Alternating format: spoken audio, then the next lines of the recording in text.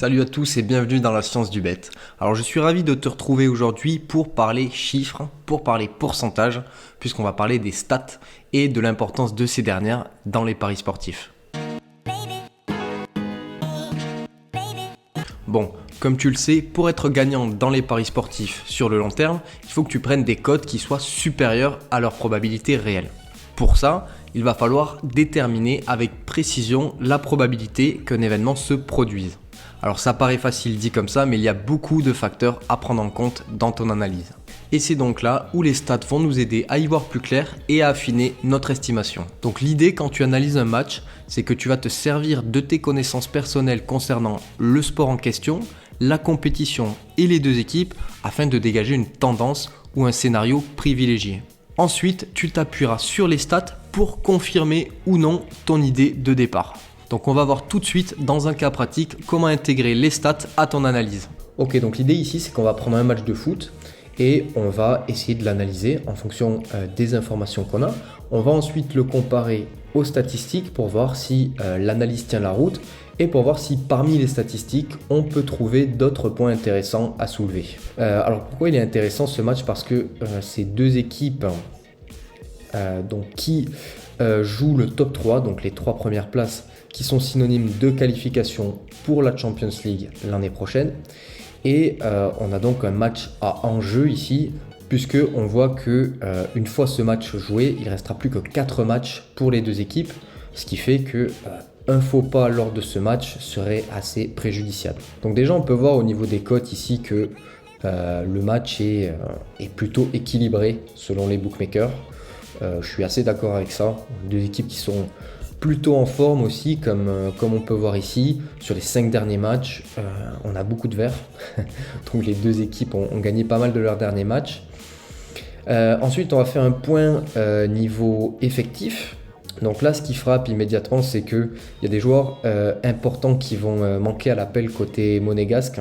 Donc au niveau de l'effectif, je donne un avantage à Lille, puisque Monaco va être handicapé par ses titulaires absents. Donc ce qu'on peut voir déjà, c'est que lors du mois d'avril, Lille a joué 4 matchs, alors que Monaco n'a joué que 2 matchs. Donc au niveau fraîcheur des joueurs des deux équipes, avantage Monaco ici. Les joueurs de Monaco ont moins joué ces derniers temps, donc ils devraient être plus frais. Maintenant on va regarder un petit peu les résultats de Monaco à la maison. Donc on voit qu'il y a notamment une défaite et 3 matchs nuls lors des 5 derniers matchs de Ligue 1. Donc Monaco pas impérial à Louis II. Et Lille à l'extérieur, c'est pas ouf non plus. On a un nul, une victoire et 2 défaites et encore un nul. Alors à la vue de ces premiers éléments d'analyse, moi je pencherais pour un match nul. Parce qu'on a une équipe donc plutôt médiocre à domicile, une autre plutôt médiocre à l'extérieur. On a un enjeu très important qui peut, comme on le sait, prendre le pas sur le jeu et crisper un petit peu les deux équipes. Au niveau effectif, on a un avantage côté Lille, mais niveau fatigue, on a un avantage côté Monaco. Donc ça me semble quand même plutôt équilibré comme match et je suis plutôt d'accord avec les cotes des bookmakers pour le coup. Mais mon scénario privilégié, ce serait un match nul. Alors, ce que je viens de faire là, c'est une analyse de comptoir. Je veux dire, tout le monde prend son téléphone ou son ordinateur, va sur Flashscore et peut interpréter tous ces éléments de la même manière que la mienne. Donc, c'est pas avec ce genre d'analyse qu'on va gagner de l'argent dans les paris sportifs. Il faut savoir que les bookmakers, ils investissent beaucoup, que ce soit dans des outils ou que ce soit dans du personnel qualifié, pour que les cotes soient ajustées au mieux. Donc c'est pas avec une analyse de 10 minutes qu'on va arriver à prendre l'avantage sur eux. Non, les infos qu'on a citées là, ils les ont déjà, il n'y a pas de problème, et ils ont déjà appliqué les mouvements de cotes que ça pouvait impliquer. Alors maintenant, on va aller un petit peu plus loin et on va regarder des vrais stats, des chiffres qui vont nous donner des indications sur la tendance qu'on a pu déceler. Pour le foot, il y a un site que j'aime beaucoup pour les stats. C'est un petit peu la bible des stats du foot. Ça s'appelle FBref. Donc c'est vraiment génial. On a des stats sur à peu près tout et n'importe quoi. Donc les compétitions, les équipes, les joueurs, etc., etc. Vous voyez qu'ici on a le classement avec des stats un petit peu plus poussées. Je ne vais pas vous expliquer ce à quoi ça correspond, tout ça. On fera ça peut-être une autre fois. Donc ici, on a domicile extérieur et on va classer les équipes par rapport aux points qu'elles ont pris à domicile. Monaco, par contre, deuxième du championnat, eh bien, ils sont septième. C'est plutôt médiocre, hein, comme on avait vu sur Flash Score. Effectivement, donc Lille, c'est très mauvais à l'extérieur si on compare aux autres équipes de Ligue 1. Donc ce qui est intéressant de noter quand même, c'est que sur 14 matchs, ils ont fait 7 matchs nuls. Donc Lille, en fait, une fois sur deux, va ramener un match nul de ses déplacements. Donc ça, c'est une stat assez intéressante.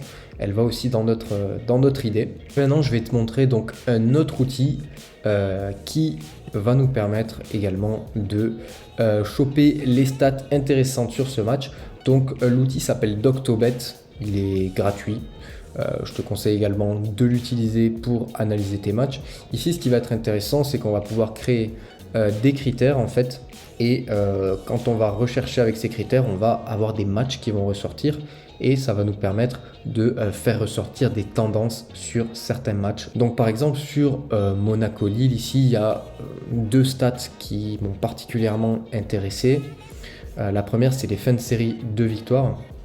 Donc on peut voir que Lille et Monaco sont tous les deux sur 3 victoires d'affilée en Ligue 1. Et on peut voir que dans 96% des cas pour Lille et dans 85% des cas pour Monaco, eh bien après 3 victoires consécutives, cette série s'arrête. Alors la deuxième stat qui est intéressante, elle ne va pas forcément dans le sens du match nul, mais elle ne va pas non plus à son encontre, c'est le over 1,5 buts. Eh bien, ça veut dire que dans 76% des matchs de Lille, on compte au moins 2 buts. Et pour Monaco, c'est 79%. Donc si on se base sur cette stat, on peut espérer avoir un match avec minimum 2 buts. Et ensuite, la troisième stat qui va nous intéresser, et on l'avait vu déjà sur FBref, c'est le fait que Lille, à l'extérieur, fait match nul dans 50% de ses matchs. Donc ce qui est un taux plutôt élevé comparé aux autres équipes de Ligue 1. Donc si on se base sur ces stats, donc ces tendances qui ressortent pour ce match, eh bien on serait tenté de miser un match nul. Maintenant c'est toujours pareil, il faut voir si la cote vaut le coup d'être pariée. Donc si on regarde sur un bookie, on va voir que le match nul est à 3,55, ça peut être plutôt pas mal à prendre. Et ensuite on peut aussi imaginer que au-delà du match nul, comme on a souvent 2 buts marqués dans le match, on peut imaginer un score exact de 1 partout, qui serait le score exact le plus probable. Donc là, évidemment, l'analyse elle est plutôt succincte, hein. On n'est pas rentré dans les détails. Donc je ne suis pas expert foot non plus, hein. Moi je parie surtout sur du rugby et du vélo. Donc je prétends pas être expert dans ce sport. Et il faut savoir aussi que c'est très difficile de gagner de l'argent sur le foot, en tout cas sur des marchés comme le résultat du match, parce que les cotes sont très bien fixées. Il y a énormément d'argent qui circule sur ces marchés-là, donc les cotes sont très très bien ajustées par les bookmakers. Mais voilà, donc je ne peux pas garantir que les statistiques sur lesquelles on s'est basé étaient les plus pertinentes. Je ne peux pas garantir non plus que ce pari du match nul ce soir va passer. Ça, on ne peut pas prévoir, hein. Il y a toujours un aléa dans les paris sportifs, donc il n'y a jamais de victoire assurée. Et même s'il y a effectivement match nul, eh bien, ça peut être un coup de chance. On ne peut pas garantir que l'analyse soit bonne et que les stats qu'on ait pris étaient les plus pertinentes. Donc ce que je t'ai montré ici, c'est certainement pas la meilleure manière d'analyser, c'est évidemment pas une science exacte, mais par contre, au niveau des outils et des stats sur lesquels on s'est basé, c'est une certaine manière de faire dont tu peux t'inspirer pour affiner tes analyses de sport. On arrive maintenant à la fin de cette vidéo et je te remercie d'avoir suivi jusqu'au bout. Sache que tous les outils que j'ai présentés sont gratuits. Je te mets les liens en description pour les utiliser. Je t'invite à liker et à t'abonner si tu as aimé la vidéo. Sache que tu peux également me retrouver sur les réseaux sociaux que je te mets en description, notamment sur X où je poste tous mes pronostics. Quant à nous, on se retrouve la semaine prochaine pour une nouvelle vidéo. En attendant, portez-vous bien et à bientôt.